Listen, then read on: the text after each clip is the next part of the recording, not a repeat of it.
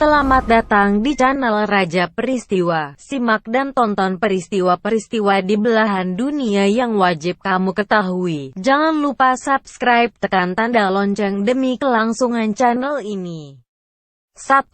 Joseph Désir Mobutu mulai berkuasa di Kongo sebagai presiden. Mobutu Sese Seko Kuku Ngben II Zabanga, dikenal juga dengan Mobutu, atau Joseph Mobutu Sese Seko. Dia seorang presiden Zaire, sekarang Republik Demokratik Kongo, selama 32 tahun, tahun 1965 sampai tahun 1997. Ia menjadi paling berkuasa setelah sebuah peristiwa kudeta. Nama aslinya adalah Joseph Désir Mobutu. Nama ini kemudian ia ubah sendiri. Makna dari nama barunya adalah sangat agung. Itu karena ia menganggap dirinya ksatria kukuh yang dikaruniai keterampilan, kecerdikan, dan sanggup memenangkan segala macam pertempuran. Mobutu lahir di Lisala, Kongo, Belgia, sebagai bagian dari suku Ngbandi. Namun, citra namanya jauh sekali dengan perangainya semasa 30 tahun pemerintahannya. Buktinya, hanya 4 tahun setelah bergabung dengan Pergerakan Nasionalis 1956, ia sudah berani mengkudeta pemerintahan nasionalis Patrice Lumumba dan menyatakan diri sebagai Kepala Staf Angkatan Bersenjata Kongo. Pada tahun 1965, Letjen Mobutu lagi-lagi mengkudeta Presiden Kasavubu. Hal ini dilakukan semata-mata karena ia tidak senang ada ketegangan antara Presiden Kasavubu dan Perdana Menteri Moise Tshombe. Mobutu lalu mendeklarasikan diri sebagai penguasa Kongo hingga 5 tahun ke depan. Sejak saat itu ia menjadi orang yang paling berkuasa di Kongo hingga dipilih secara resmi pada tahun 1970. Setahun kemudian, Mobutu mengganti nama Kongo menjadi Republik Zaire. Ia lalu melancarkan kampanye anti-Eropa dan gencar mengkampanyekan budaya Afrika. Tak lama setelah itu giliran namanya yang ia ganti. Dari Joseph Désir Mobutu menjadi Mobutu Sese Seko. Mobutu menasionalisasi semua perusahaan Eropa yang ada di negaranya. Selebihnya ia mengusir semua jenis usaha yang dibangun oleh orang-orang Eropa. Langkah seperti itu tanpa disadarinya menyebabkan ekonomi Zaire turun drastis dan terseok-seok. Maka dari itu pada tahun 1977 ia ditekan untuk memperbolehkan perusahaan-perusahaan Eropa berbisnis kembali di Zaire. Sadar bahwa pemerintahannya nyaris lumpuh, ia kemudian meminta bantuan Belgia untuk memerangi pemberontak di Provinsi Katanga. Beruntung, Mobutu masih bisa mempertahankan posisinya. Ia terpilih lagi menjadi Presiden Republik Zaire. 2. Pembukaan Piala Suzuki AFF 2012. Kejuaraan Suzuki AFF 2012 adalah edisi ke-9 turnamen sepak bola kejuaraan AFF.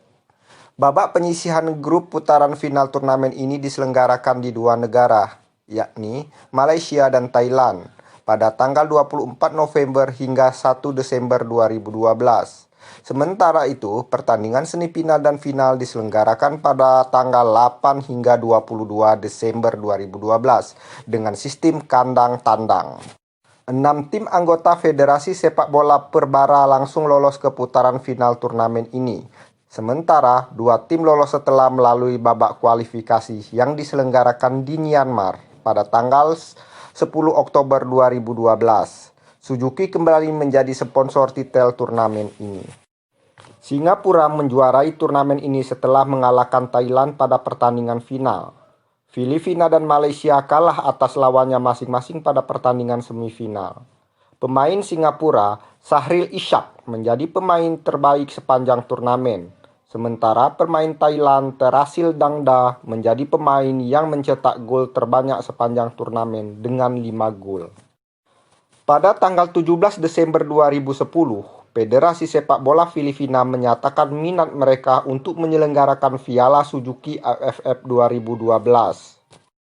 Karena tidak adanya peminat lain yang melaporkan, berdasarkan pertemuan Dewan AFF pada tanggal 19 Februari 2011, Malaysia dan Thailand diumumkan sebagai tuan rumah penyelenggara babak penyisihan grup. 3. Lahirnya Zachary Taylor, Presiden Amerika Serikat ke-12. Zachary Taylor dia seorang pimpinan militer Amerika dan Presiden Amerika Serikat ke-12. Dengan masa jabatan selama 1 tahun dari tahun 1849 hingga meninggalnya pada tahun 1850. Sebelum menjadi presiden ia merupakan seorang pimpinan militer Amerika. Ia berasal dari Partai Whig dan didampingi Millard Fillmore sebagai wakil presiden. Sebelum sempat dilantik secara resmi, ia sudah meninggal dunia dan digantikan oleh wakil presidennya. Zachary Taylor dilahirkan pada tanggal 24 November tahun 1784. Ia adalah Presiden Amerika Serikat pertama yang berasal dari perwira karir Angkatan Darat. Selama 40 tahun ia mengabdi di Angkatan Darat. Pangkatnya terus naik hingga posisi jenderal. Ia telah berjuang dalam 4 peperangan. Taylor menjadi terkenal ke seluruh penjuru Amerika Serikat karena kemenangan-kemenangan militernya. Salah satunya adalah peperangan melawan Meksiko. Pada tahun 1848, ia dicalonkan menjadi presiden. Ia memenangkan pemilihan presiden di wilayah bagian New York. Hal ini dianggap istimewa, karena pada saat itu negara bagian New York sedang terpecah belah. Zachary Taylor berhasil memenangkan pemilihan presiden tahun 1848. 4. Lahirnya Yosudarso, pahlawan nasional Indonesia. Yosafat Sudarso atau yang sering dipanggil Yosudarso lahir di Salatiga, Jawa Tengah tanggal 24 November tahun 1925. Dia seorang pahlawan nasional Indonesia. Sejak kecil, Jos bercita-cita menjadi prajurit atau setidaknya seperti sang ayah yang berprofesi sebagai polisi.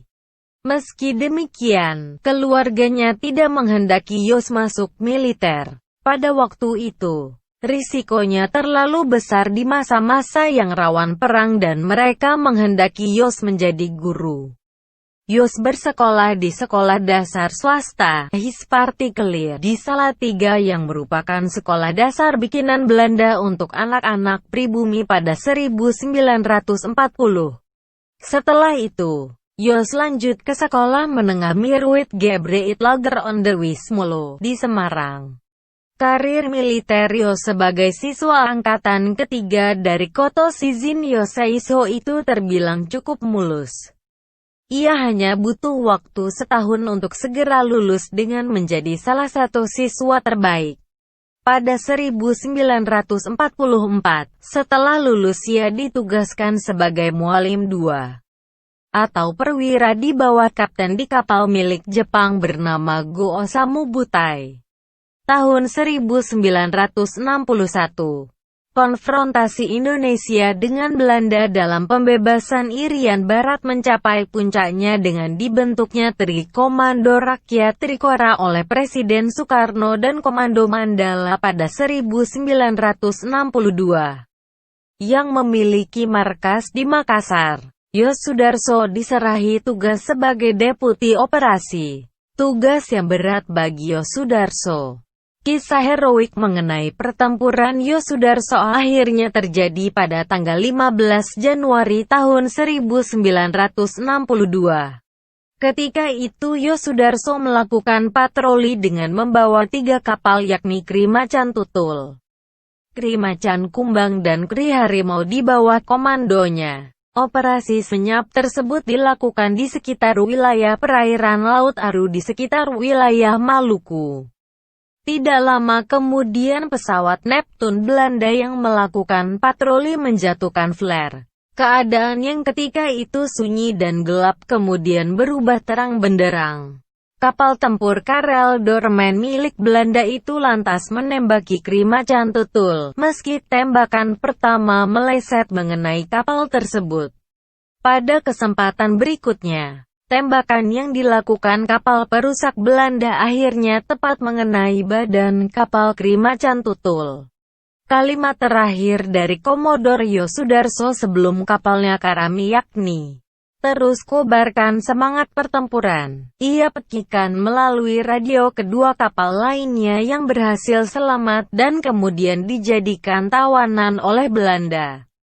Krimacant Tutul yang bernomor lambung 650 itu pun terbakar dan perlahan-lahan karam ke dasar samudra bersama 24 kru kapalnya. Sementara itu, 53 anggota kru kapal lain yang selamat kemudian dijadikan tawanan Belanda. Atas jasa-jasanya, pemerintah RI menaikkan pangkat Yosudarso menjadi Laksamana Muda TNI Alanumerta dan mengangkatnya sebagai pahlawan nasional dengan surat keputusan Presiden No. 088 TKT 1973. Tanggal 6 November tahun 1973. Terima kasih sudah menonton video ini. Jangan lupa tonton video-video lainnya.